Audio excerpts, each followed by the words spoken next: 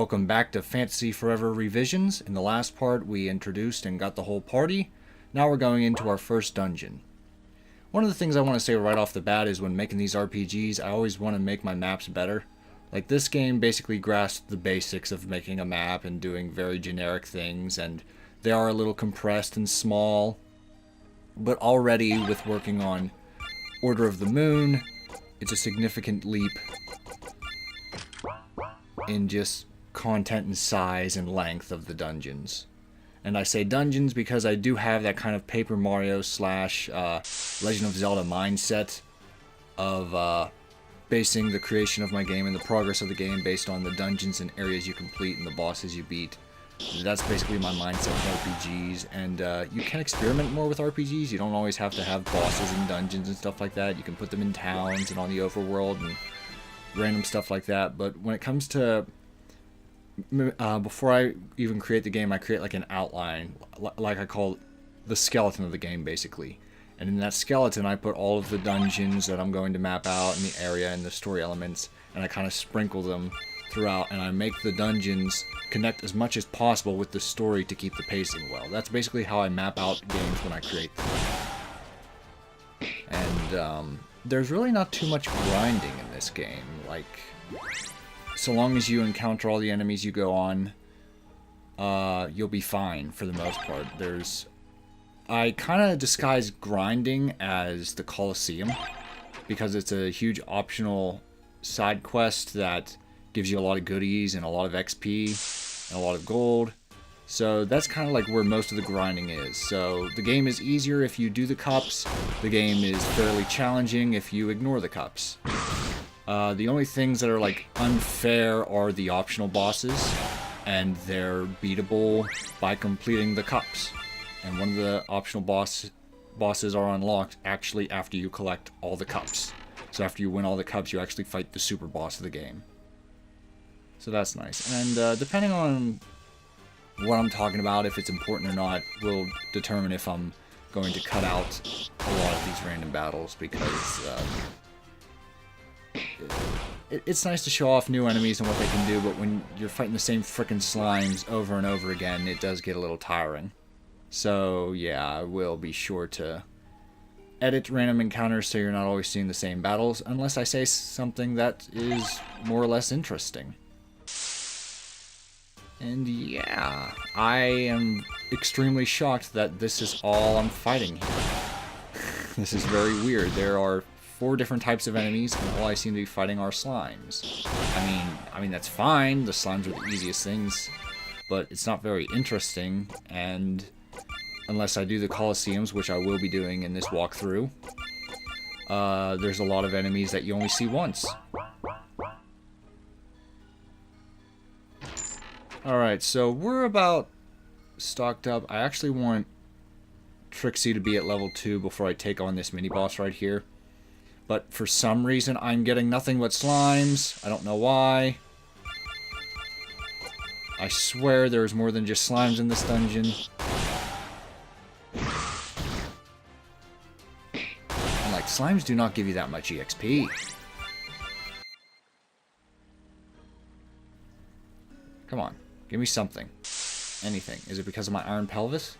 There we go. Something. Something new. And by new, I'm pretty sure I showed these off on the overworld, but I mean, this is something. Now, because I was so careless with those slimes, I let my party get whacked around a little. You really shouldn't die unless you're not paying attention like I am right now. I'm doing what I like to call game grumping, is where you're too much focused on the topic at hand that you're not paying attention to what's actually happening in the game. And in RPGs, that's a fatal mistake. So you don't want to do that. Come on, do we get some nice... There we go. Okay. That's more like it. That's a better... Yeah, I want this to be entertaining to watch, and I also want this to be insightful about my creative process, and maybe other fellow RPG makers will see this and be like, oh hey, why don't you try doing this instead? You'll have a lot more fun. Okay, so this is our first mini-boss, and I use the term mini-boss loosely because though mini-bosses have their own like smaller theme, mini-bosses you'll see return later as enemies. Mini-bosses will sometimes have their own gimmick entirely different from the boss. So it's more or less just like the first half of the dungeon's boss, more or less. But sub-boss, mini-boss, whatever you want to say, this is the demon. And because we're at level 2, he's pretty damn simple. Just using those spells. And when you defeat a demon, they give off a demon horn. And demon horns sell for a lot of money. So if you want to get gold, that's a good way to get gold in this game. Okay, are you familiar with Final Fantasy IX? Because I love that game. And one of my favorite parts of Final Fantasy IX early on is when Vivi infuses Steiner's weapon with elemental powers. And that's basically how I got the idea of the elemental attacks for Zack.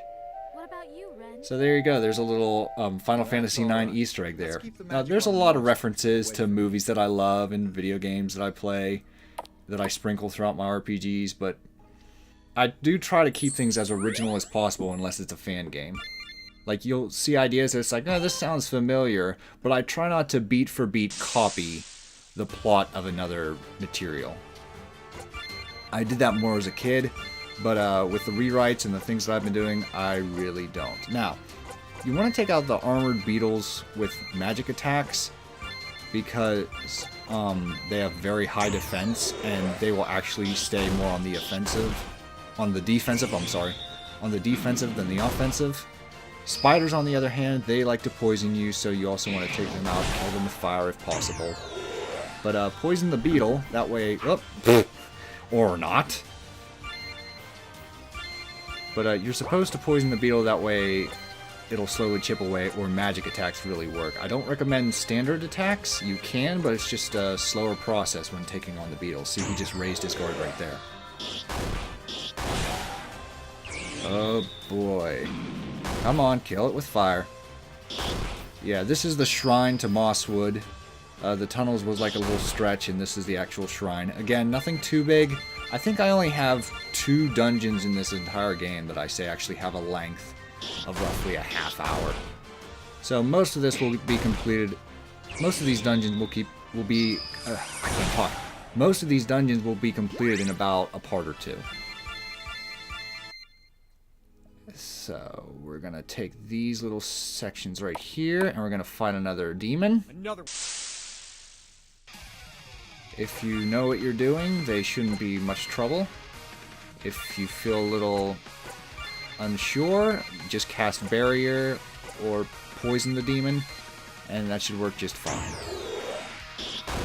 Again, if you had no problems taking out the first demon, you'll have no problem taking out the remaining demons in the dungeon. That mini-boss was just a warm-up. And it's the exact same enemy, he does the exact same attacks. He can be a little lethal, but for the most part, he's nothing you can't handle. And especially with when he's poisoned. There we go. And that takes care of the demon. Now, each of these demons that you face drops a nice little trinket. This is the shrine key, so you can actually enter into the next area. But there's another demon over here. And yes, this map is intentionally supposed to be an inverted cross, because this is like a holy shrine. But it's infested with monsters, so whoop. Very blatant symbolism. Alright, and here is the last demon of Mosswood. Now that we have MP going and we recharged, we can just boil right through this guy. Now the nice thing about Ren is his standard attack, he does 2 strikes on one enemy, but if you do the double attack, and later on you get triple attack, and so on and so forth, you can attack multiple targets at once. So it's very helpful with Ren.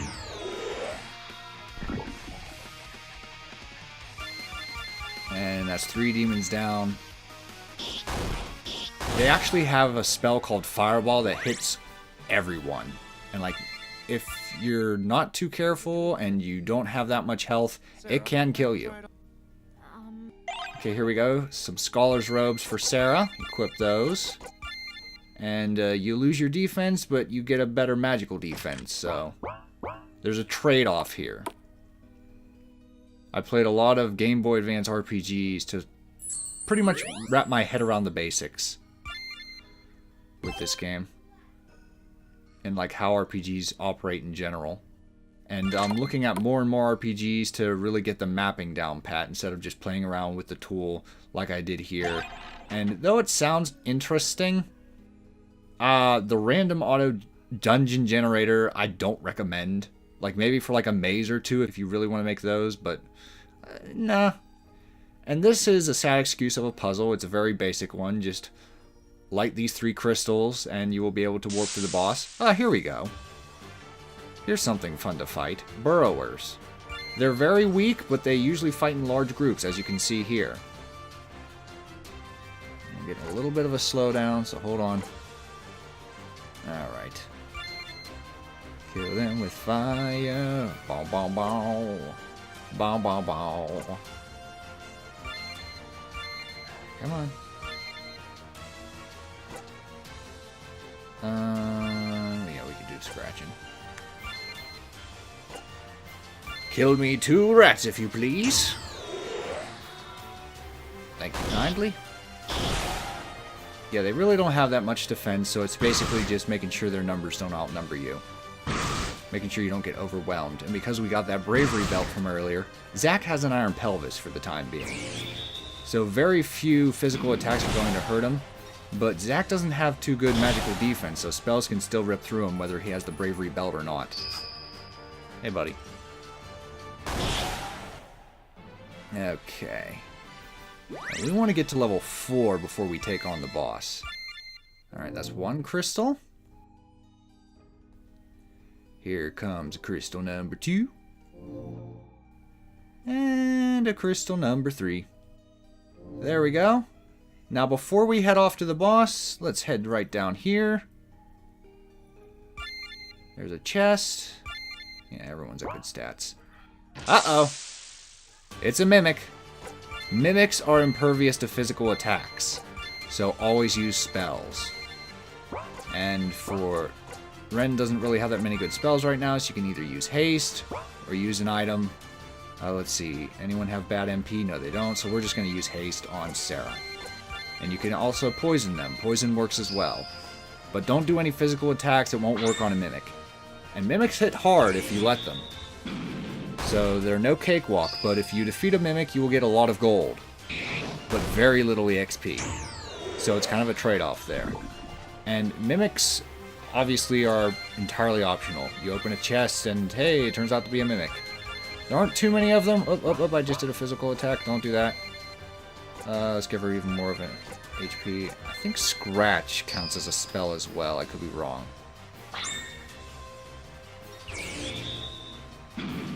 There we go. And that takes care of the mimic. See here, no XP, but 400 gold plus 1,000 gold. And yes, that was taken directly from Robin Hood Men in Tights, one of my favorite comedies. A Mel Brooks film that most people don't like, but I really love it. But it might just be for nostalgia.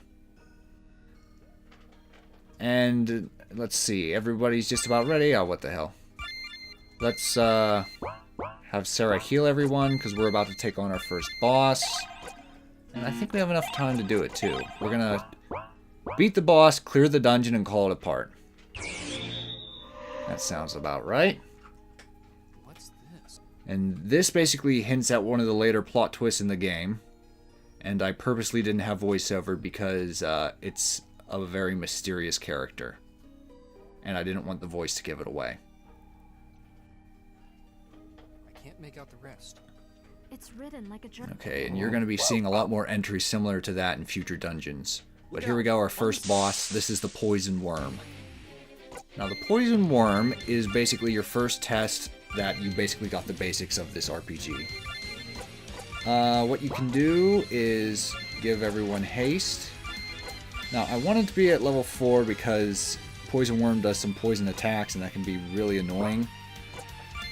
And at level 4, Trixie learns Restore. But I'm feeling a little cocky, so let's just see how this goes.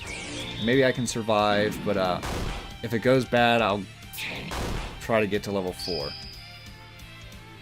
But usually I have a lot more encounters. It was weird. I had a lot of encounters early on, but not that many once I actually entered the shrine. I'm not sure what was going on there. But what you can do is actually scratch, and you have a 75% chance of confusing your enemies. And if you do, you get a free turn against the poison worm, which is very helpful. And I did, so the poison worm is confused, so it can't use its poison breath. However, if I hit it again, it loses that. So it cancels out a round, which is helpful, but it'll get that next turn unless you stack it again. Which I don't really feel like doing right now because I'm not doing so bad, and I do want this boss to attack. Just so I can show off what it can do. If it'll let me. He doesn't have too much HP, so he might go down relatively quickly.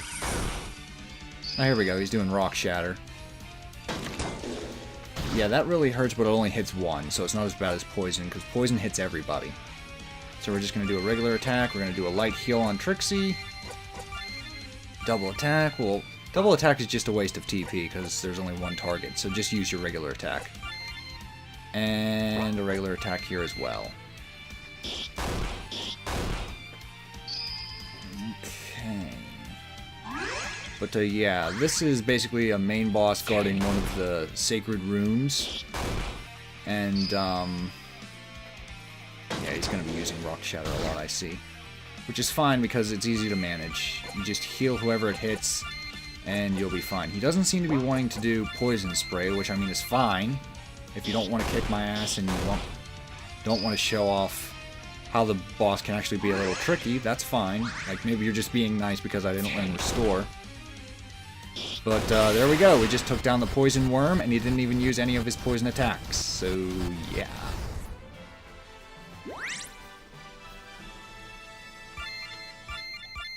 And Ren just learned Break. And that's very important because these bosses later on and a lot of enemies are going to have different attributes between physical attacks and magical attacks. And what you can do with Ren is use spells like Break and Magic Shatter, and you can stack them to really make their defenses non-existent. But the problem is it takes up Ren's turn. So it's like, do you want to just keep hitting, or do you want to start lowering their defenses and giving them some debuffs so you can hit them harder? So it's a gamble when you want to fight some of these bosses. And later on, some of the bosses do it to you, so you better get into the habit of using Break every so often if something seems like you're not really getting through its defenses. And right here, we have the first thing I ever mapped. It's the most laziest thing I ever did. And I'll never do it again, I promise. Future RPGs, I will always put like more heart and effort into the maps, but it gets the point across. You're at this little sanctum, and there's a stone, and it gives you the element of earth. And then Sarah learns her earth spell, and then she teaches an earth spell to Zack, and there we go. We have 2 earth spells. Hold on, everyone. And the rune warps us out of here, so you don't have to backtrack, and you're back in the overworld. But you gotta go to the village first. And there's a train going off, so I'm gonna cut this part off right here. And I'll see you guys next time on part 3, where we return to Lone Tales. This is a good place to stop. See you guys then.